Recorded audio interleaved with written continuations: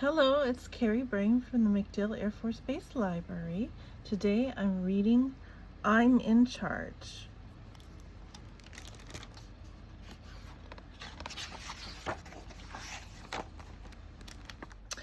I'm in Charge by Jeanne Willis, illustrated by Jarvis. This book was published by Nosy Crow, an imprint of Candlewick Press.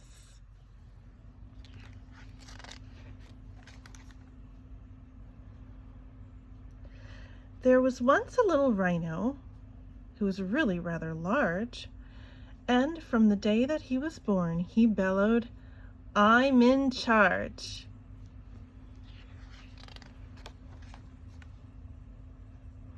So when his darling daddy tried to tell him what to do, he cavorted and he snorted, yelling, "I'm in charge, not you."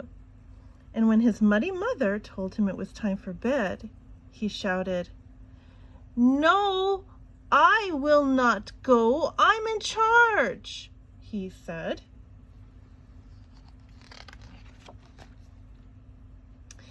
He did exactly as he pleased and threw his weight about.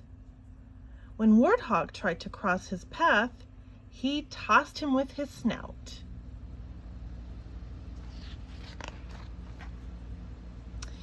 He scattered all the marquettes, and he startled poor Giraffe.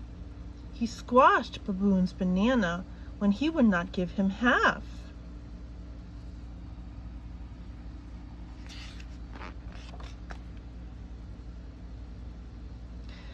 Elephant was larger, but young Rhino didn't care. It wasn't hard to charge her if she could not see him there.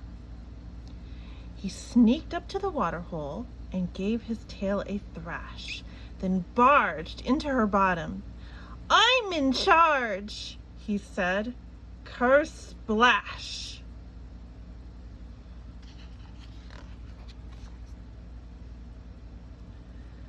And so it went, until the day he found the mango tree.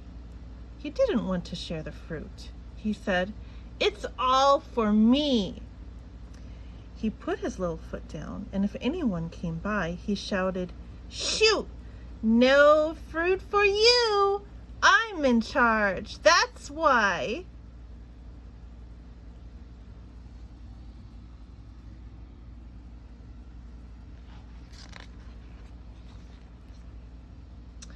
No one dared to challenge him. Then Pygmy Mouse came by. She was tiny but so hungry that she thought she'd have to try. "No, you are not in charge," she said. "The fruit is ours to eat." But Rhino would not listen, and he stamped his feisty feet.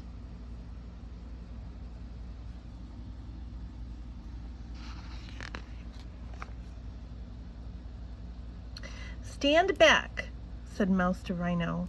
"You'll be sorry if you don't." But Rhino took no notice. "Not a chance," he said. "I won't. This fruit is mine, all mine," he said.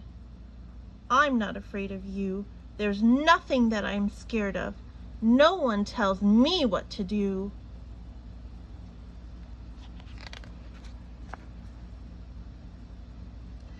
Pygmy Mouse then backed away as Rhino ate some fruit. "I'm glad you know who's boss," he grinned. "The greedy little brute."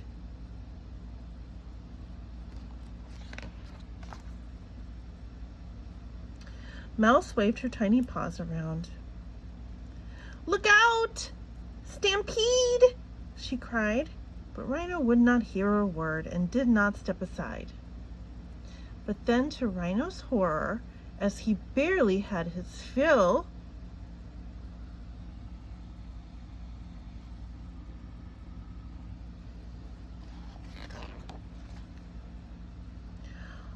100 beefy wild beasts came charging down the hill.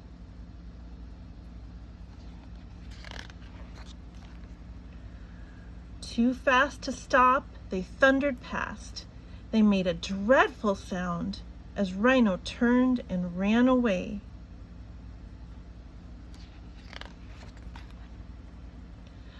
The tree fell to the ground. "Those wild beasts have wrecked my feast," cried Rhino. "And my tree!"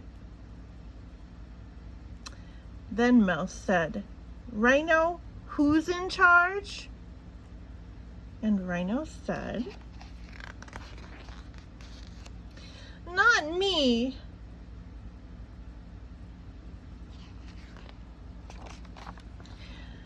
So Rhino had learned his lesson, like all little rhinos should, and put himself in charge of being very, very good. The end.